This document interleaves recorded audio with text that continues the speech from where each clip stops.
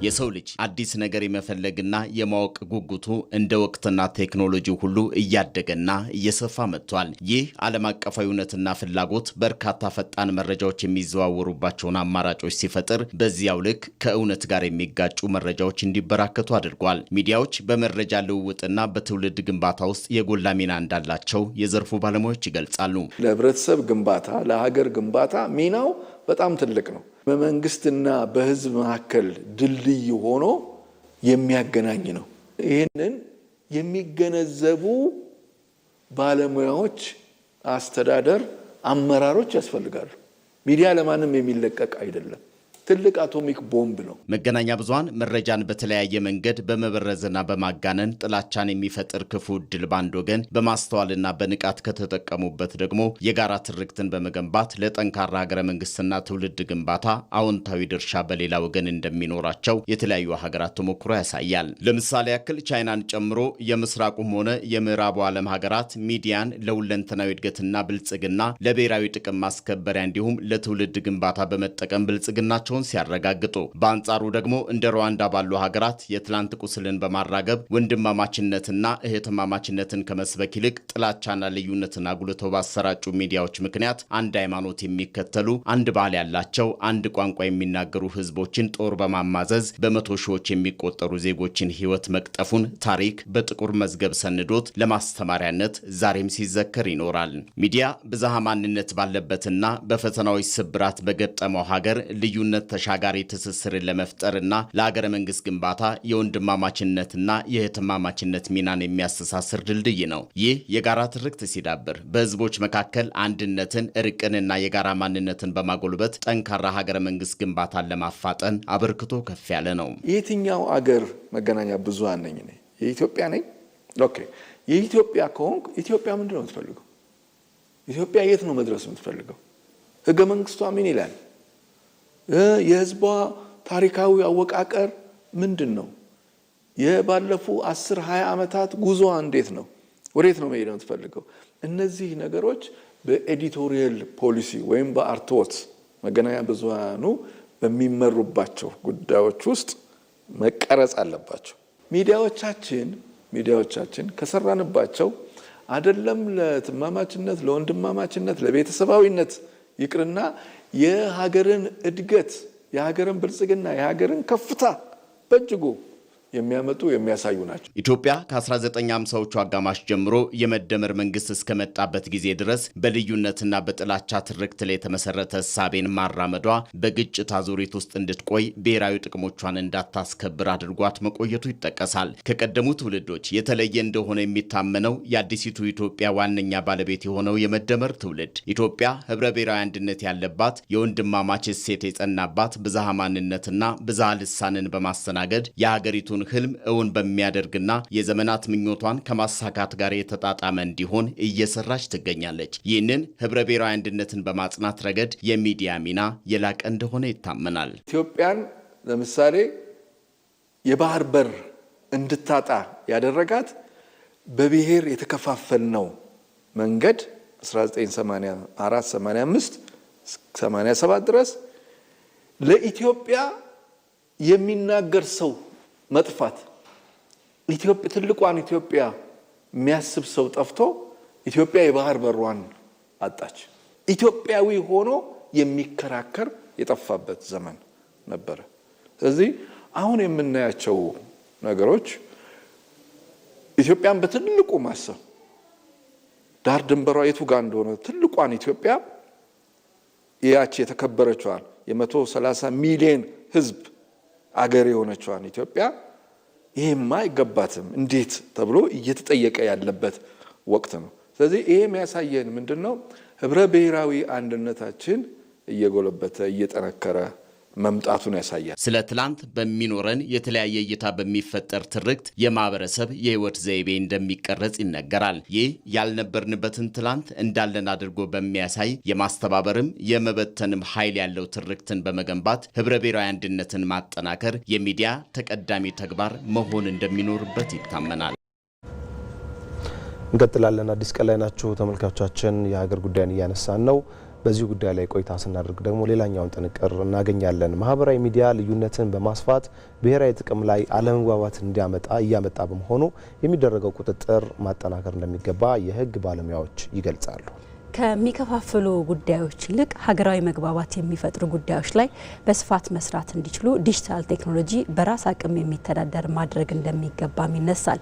በዚህ ዙሪያ መግደላዊት ደረጀ ከህግ ባለሙያው ኃይለማርያም ይርጋ ጋር ቆይታ አድርጋ ተከታዩን ዘገባ አዘጋጅታለች። እሱን እንከታተላለን።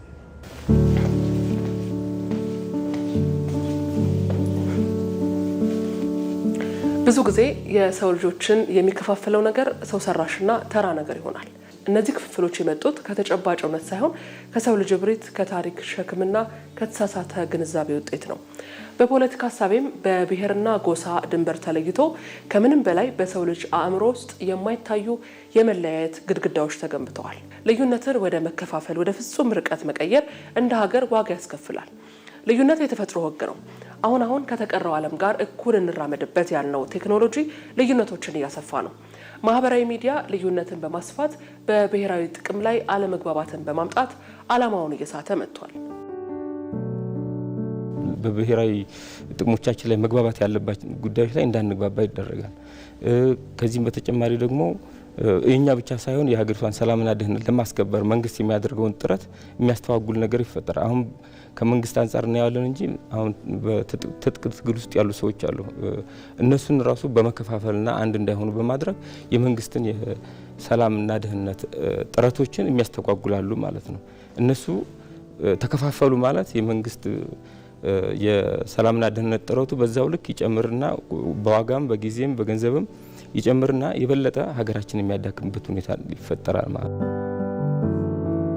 የኢትዮጵያ ሰላም መሆን የኢትዮጵያ እድገት ስጋት የሚፈጥርባቸው የውጭ ኃይሎች ማህበራዊ ሚዲያን በመጠቀም የውስጥ ሰላምን ማሳጣት አንዱ ምግባራቸው መሆኑን ጠንከር ያለ ክትትል ቢደረግ ሊደረስበት የሚችል ሀቅ እንደሆነ ይነገራል። ብሔራዊ አጀንዳ መሆን ያለበት ነገር ተትቶ ሌላ የሆነ ምንም ነገር የኛን ዘላቂ ጥቅማችንን የማያስጠብቁ ጉዳዮች ላይ ትኩረት እንድናደርግ ይደረጋል።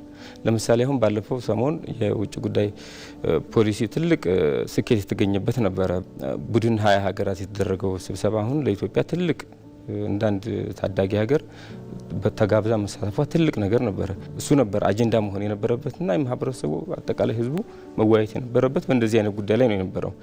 ግን ደግሞ ያንን ትኩረታችንን በሚያስቀይር መልኩ ሌላ አጀንዳ ተፈጥሮ እዛ ላይ ትኩረት አድርገን እንድንደረገበት የነበረበት ሁኔታ አለ። የልዩነት ሸንተረሮቻችን ሁሉ በመጠቀም ሀገራችንን የተከፋፈለችና ወሳኝ በተባሉ በብሔራዊ ጉዳዮች በብሔራዊ ጥቅም ጉዳዮች ላይ እንዳንግባባ የሚሰሩበት ሁኔታ አለ። ስለዚህ ኢትዮጵያ ውስጥ እየተደረጉ ያሉት የማህበራዊ ሚዲያ ካምፔኖች በአጠቃላይ የውጭ ተጽዕኖ እንዳላቸው መረዳት ይቻላል። አንድ ዲጂታል ቴክኖሎጂ በራስ አቅም የሚተዳደር ካልሆነ የቴክኖሎጂው ባለቤቶች ለብሔራዊ ጥቅማቸው ሊያውሉት ይችላሉ። ለዚህ ግን መፍትሄው የዲጂታል ሚዲያ አጠቃቀምን ለማስተካከል የዜጋ ጋዜጠኝነትን ግንዛቤ መፍጠር እንደሚያስፈልግም ይገለጻል። የዲጂታል ቴክኖሎጂ በአጠቃላይ የኛ ካልሆነ የጥቃት ተጋላጭ ነን ማለት ነው። ይሄ መታወቅ አለበት። ዋንስ የኛ እስካልሆነ ድረስ ያ ባለቤት የሆነው አካል እኛን ለማጥቃት ወይም ደግሞ ብሔራዊ ጥቅም ለማስጠበቅ እንደሚጠቀምበት ማወቅ አለበት። ቲክቶክም በዩ ፌስቡክም በዩ ሌሎች ኢንስታግራም ሆነ ሌሎች ማህበራዊ ሚዲያዎች የኛ እስካልሆኑ በባለቤትነት እኛ እስካላስተዳደርናቸው ድረስ የነዛ ሀገራቶች የውጭ ጉዳይ ፖሊሲ ማስፈጸሚያ መሳሪያ ሊሆን ይችላሉ ማለት ነው። ስለዚህ እኛ እንደ ህዝብ እንደ ማንኛውም ሰው ዜጋ ኃላፊነት ኑሮበት መጀመሪያ ስለ ዲጂታል ሚዲያ አዌር መሆን አለበት። ምን አይነት ነገሮች ነው የምናጋራው? የኔ አክሽን በኔ ማህበራዊ ሚዲያ ተሳትፎዬ ምን አይነት አሉታዊ ተጽዕኖ በሀገሬ ላይ ሊያስደርግ ይችላል? በሀገር ላይ ብቻ ሳይሆን በቤተሰቤ ላይ ምን አይነት ተጽዕኖ ይችላል? በማህበረሰቤ ላይ ምን አይነት ተጽዕኖ፣ በሃይማኖቴ ላይ ምን አይነት ተጽዕኖ ይፈጥራል? በእያንዳንዱ እኛ የወክልና በምንላቸው ማህበራዊ መስተጋብሮች ላይ ምን አይነት ተጽዕኖ ያሳድርብናል የሚለውን ነገር መረዳት አለብን ማለት ነው። ያገኘነውን ነገር ከማጋራታችን በፊት ጥንቃቄ ለማድረግ የሚያስችል የዜጋ ጋዜጠኝነት አዌርነሱ ወይም ደግሞ ዲጂታል ሊትሬሲ በጣም መስፋፋት አለበት ብዬ አስባለሁ። ልዩነት ለሰው ልጅ እድገትና መረጋጋት ስጋት አይደለም። ይልቁንም እውነተኛ ጥበብና ታላቅነት የሚመጣው በልዩነት ውስጥ ያለው የጋራነት ስሜት ሲገናኝና የራስን ባህልና ልምድ በማክበር ውስጥ ነው። ስለዚህም ምድርንም የቴክኖሎጂ ምህዋሩንም በመጠበቅ ለሰላምና መግባባት ቅድሚያ መስጠት ይገባል።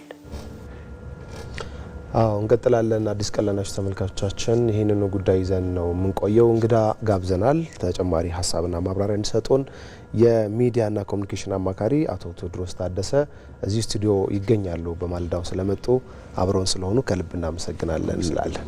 መልካም፣ ወደ መጀመሪያው ጥያቄያችን ስናልፍ በኢትዮጵያ በተለይ በማህበራዊ ሚዲያው የሚሰራጩ መረጃዎችን እናነሳለን። ምን ያክል ነጣጣይና ህዝብን ሀገራዊ ጉዳዮች ላይ እንዳያተኩሩ ያደረገው ተጽዕኖ ምንድን ነው ማለት እንችላለን? ወይል እንግዲህ በማህበራዊ ሚዲያዎች ላይ የሚተላለፉት መልእክቶች በይዘታቸውና በብዛታቸው የማህበረሰቡን ቀልብ የመያዝ አይነት ባህሪ ስላላቸው ማህበረሰቡ ወደ ታላላቅ ሀገራዊ ጉዳዮች ትኩረት እንዳያደርግ ክፍተት ፈጥሯል። ከዚህም አንጻር የተሳሳቱ መረጃዎች፣ ጥላቻ ንግግሮች እንዲሁም ከማህበረሰቡ ወግ ባህልና ልማድ ያፈነገጡ ኮንቴንቶችን በመስራት ማህበረሰቡ አገራዊና ብሔራዊ ጥቅምን ሊያስጠብቁና ትኩረት ሊያሰጡ የሚችሉ ጉዳዮችን በመዘንጋት ተራና አሉባልታ ጊዜያዊ ኢሞሽናል በሆኑ ስሜት ቀስቃሽ በሆኑ ጉዳዮች ላይ ኢንጌጅድ እንዲሆን አድርገውታል። ይህም የማህበረሰብ ቀውስን ከመፍጠር ባለፈ አገራዊ ልማትንና ብሔራዊ ጥቅምን የማህበረሰብ ተሳታፊነትን የማህበረሰብን ጥቅም ሊያረጋግጡ የሚችሉ አጀንዳዎችን በመዘንጋት ማህበረሰብ ተሳትፎን እንዲዘነጋም ትኩረትም እንዲያጣ አድርገውታል። ይህ ብቻ ሳይሆን እንግዲህ የማህበራዊ ሚዲያ ኮንቴንቶች ዓለም አቀፍ ተመልካቾችም ይኖራቸዋል። ከዚህም አንጻር እንግዲህ ከላይ እንደጠቀስ ነው የተሳሳቱ መረጃዎችና የጥላቻ ንግግሮችን ባበዛን ቁጥር የሀገሪቱን ምስልም እያጠለሸንና እንዲሁም ኢኮኖሚያዊና ዲፕሎማሲያዊ ተጽዕኖዎችም ላይ አሉታዊ ተጽዕኖ ይፈጥራል ማለት ነው። ምናልባት እንግዲህ ማህበራዊ ሚዲያውን በአንድም በሌላም መንገድ የሚጠቀመው ሰው ለሁለቱም ዓላማ ይጠቀመዋል፣ ለአሉታዊም ለአዎንታዊ ለሆነውም እና በአብዛኛው ግን ከሀገር ምስል አንጻር ከተመለከት ነው ከፋፋይ ጉዳዮችን የምንመለከትበት ነው፣ ጥላቻ የሚነዛበት ነው። እንዲያውም ሄዶ ሌሎች የውጭ ኃይሎች ፍላጎት ማስፈጸሚያ እስከመሆኑ ይደርሳልና ይህንን ከሌሎች ሀገራት ተሞክሮ አንጻር እንዴት ያዩታል? በእኛ ሀገር ያለው የማህበራዊ ሚዲያ አጠቃቀም በአጠቃላይ ለሀገራዊ ጉዳዮቻችን ደግሞ ለብሔራዊ ጥቅም ብለን ለምናስቀምጣቸው ጉዳዮች እንደገና ደግሞ እኛም እንድንተሳሰር ከማድረግ አንጻር ምን እያደረጉ ነው? ጥፋት ላይ ናቸው ወይንስ ደግሞ የራሳቸው አዎንታዊ ሚና ማየት እንችላለን? ወይል እንግዲህ ኃላፊነት ያስፈልጋል አይደል? የትኛውን ሚዲያ ስትጠቀም ተመልካች ማን ነው የሚያየኝ፣ ለነማን ነው ይሄንን ማስተላልፈው የሚል መጀመሪያ ሀሳብ ያስፈልጋል ሲጀመር ከመነሻው ማለት ነው እንጂ ተከታይና ተመልካችን ለማብዛት ብለን የምንፈጥራቸው ኮንቴንቶች አብዛኛው ጥፋት ነው እየፈጠሩ ያሉት። ብዙ ሰርቬይ ማድረግ አያስፈልግም፣ ኮሜንቶቻችንን ማየት ነው። ሁሌ አጀንዳ አለ። ሁሌ አጀንዳ በኖረ ቁጥር ኮንሲስተንሲ የሌለው አገርን የሆነ ነገር ከመገንባትና እውቀት ከመስጠት ባለፈ ወይ ደግሞ ከማዝናናት ባለፈ ቀውስና ወደ ነውጥ የሚወስድ ከፋፋይ ግለሰቦችን የሚያንጓጥጥ የግለሰቦችን ስብዕናና ማንነት በማጉደፍ ላይ የተመሰረቱ ናቸው አብዛኞቹ እና ይህም ጥፋት ነው። ስለዚህ ለትውልድ የምናወርሰው ምንድን ነው? እንደ ማህበረሰብ ይህን ነገር ተጠቅመን ለትውልድ የምናወርሰው ምንድን ነው? ማንን ልናንጽ ነው ብለን ካሰብን ኃላፊነት የሌለው ተጠቃሚ የማህበረሰብን ንቃተ ህሊና ይጎዳል በሚለው ብንወስደው እንችላለን። በዚህ እንደ ወደ መጀመሪያው ሀሳብ እንመለስና አንዳንዴ ምንጩን መመልከት ያስፈልጋል ብዬ አስባለሁ። መረጃውን የሚያሰራጨውም የሚከታተለውም ማህበረሰብ ወይም ግለሰብ የሚያሰራጨው መረጃ በእንዲህ አይነት መልኩ መተላለፉ ከምን የሚመነጭ ነው ብለን ማንሳት እንችላለን። አንዳንዴ ከግለሰብ ጥቅም፣ ከራስ ጥቅም፣ የሀገርን ጉዳይ በውል ካለማወቅ የሚሉ ነገሮች ይነሳሉና ምንጩ ምንድነው ብለን ማንሳት እንችላለን? ይሄንን ለማስተካከልስ በተለይ በሀገረ መንግስት ግንባታ ሂደት ውስጥ ዜጋው መረጃውን የሚያሰራጨውም የሚከታተለውም ብሔራዊ መግባባት እንዲፈጠር የሚከታተለውንም የሚያገኘውን መረጃ ሀገራዊ ጉዳዮች ላይ እንዲሆን በማድረግ ረገድ ምንድነው ሊሆን የሚገባው ይላል? አዎ ቅድም ጠቅሰናል። የመጀመሪያው ኃላፊነት ነው። ሁለተኛ ሀገራዊ አጀንዳዎችና ብሔራዊ ጥቅሞች ማስጠበቅ ግዴታ ነው። ከዚህ አንጻር ግላዊ የሆኑ እሳቤዎችን ወደ ጎን ማስቀመጥ ግድ ይላል። እንግዲህ እንደ ሀገር ያለንበት የልማት ጉዞ አለ፣ እየሄድንበት ያለ የዲጂታል ኢራን ነው አይደለም። ደግሞ ኃላፊነት የተሞላበት የዲጂታል ኢራን ስትር ባለ መንገድ በመሄድ ልማቱን የሚያግዝ ብሔራዊ ጥቅምን የሚያስጠብቅ ማህበረሰብ ደግሞ ያስፈልገናል። የሚመለከተውም ደግሞ ስህተት የሆኑ ወይ ደግሞ በተሳሳተ መረጃ ላይ የተገነቡ ኮንቴንቶችን በማውገዝና ወደ ሀቀኛ ወይ ደግሞ መረጃ ላይ የተመረኮዙ ኮንቴንቶች እንዲበዙ ፎሎወሮቹ ቪወሮቹ ይህንን ማበረታታት አለባቸው፣ እነዛን ደግሞ መንቀፍ አለባቸው ማለት ነው። በዚህ አንጻር የተሻለ የሶሻል ሚዲያ አሬና መፍጠር ይቻላል። ምናልባት የባለቤትነት ጥያቄን ማንሳት ይኖርብናል ብዬ አስባለሁ። እዚህ ጋር ትልልቅ የሚባሉት የሶሻል ሚዲያ ባለቤቶች የራሳቸው አጀንዳ አላቸው የሚል በዓለም አቀፍ ደረጃ የሚነሳ ሀሳብ አለ። ለምሳሌ ቲክቶክን ማንሳት እንችላለን። ቲክቶክ በአሜሪካ ይታገድ አይታገድ የረጅም ጊዜ ክርክር ነበረ። ይሄ ከባለቤትነት ጋር ተያይዞ የሚመጡ የራሱ ጉዳት እንዳለው ስለታመነበት ጭምር የተካሄደ ይመስለኛል። እና በእኛ ሀገር መደረግ ያለበት ቁጥጥር አሁን የህግ ባለሙያዎች ያነሳሉ። ይሄ ነገር መስመር መያዝ አለበት፣ ቁጥጥሩም ደግሞ ወደኛ መመለስ መቻል አለበት የሚል በአብዛኛው ከነዚህ ሶሻል ሚዲያዎች ጀርባ ያለው አጠቃላይ ፍላጎት የሀገርን ብሔራዊ ጥቅም የሚያሳጣም ሆኖ የሚገኝበት አጋጣሚ ስላለ እንደዚህ አይነት ምክር ሀሳብ ያነሳሉና ምን ሀሳብ አለው እዚህ ላይ በጣም ትክክል ነው። እንግዲህ ሁሉም እነዚህ ዓለም አቀፍ ተቋሞች ናቸው። ለነሱ ትክክል የሆነው ምን ይባላል? አንድ እንግሊዘኛ አባባል አለ፣ ዋትስ ራይት ፎር ዘ ስፓይደር ኢትስ ኪዮስ ፎር ዘ ፍላይ ይባላል። ለነሱ ትክክል የሆነው ነገር ለኛ ሀገር ደግሞ ከባህላችን ከሴታችን ከኖርንበት ማንነትና ኗኗር አንጻር ተቃርኖ ይፈጥራል። ስለዚህ እዚህ ጋር ይህንን ደግሞ ለመግታት ፖሊሲና የህግ ማዕቀፍ ያስፈልገዋል። ይሄ የህግ ማዕቀፍ ተጠቃሚው የሚሰራውን ስራ በኃላፊነት እንዲሰራና ተጠያቂነት እንዳለበትም አውቆ ለመስራት የፖሊሲና የህግ ማዕቀፍ ያስፈልገዋል። አሁን ልክ ነው ያለው ህግ እየረቀቀ ነው እየተባለ ነበረ። እንግዲህ የት እንደደረሰ እንኳን አላውቅም። እሱ ይሄ ተግባራዊ ከሆነ ምናልባት ማዕቀፍ ይኖረዋል። ሁሉም በኃላፊነት መስራት ይጀምራል። አሁን ስልክ ላይ ያለው ሰው እንዳለ ያማረውና የፈለገውን እየጻፈ ነው ያለው። የህግ ማዕቀፍ ካለ ግን ተጠያቂነት ካለ ግን ሁሉም ያን ህግ አክብሮ ለመስራት ግዴታ ይሆናል ማለት ነው። በዚህ መንገድ መግታት ይቻላል። ያለውስ እየተገበረ ነው የሚለው ጥያቄ ለምሳሌ ከ5,000 እና ከ10,000 በላይ ተከታይ ያላቸው ሰዎች ለሚጽፉት ነገር ኃላፊነት ይወስዳሉ እንደ አንድ ሚዲያ ተቆጥረውና እኒህ ህጎች ራሱ በደንብ የተገበሩ አይመስለኝም አይደለም? ትክክል። ከዛ አንጻርም ማህበርም አቋቁሟል። አሁን የሶሻል አይ ቲንክ የቲክቶክ ነው የሚመስለኝ። ሌሎች ፕላትፎርሞችም አንደኛ እንደዚያ ማህበራት ያስፈልጓቸዋል አይደለም?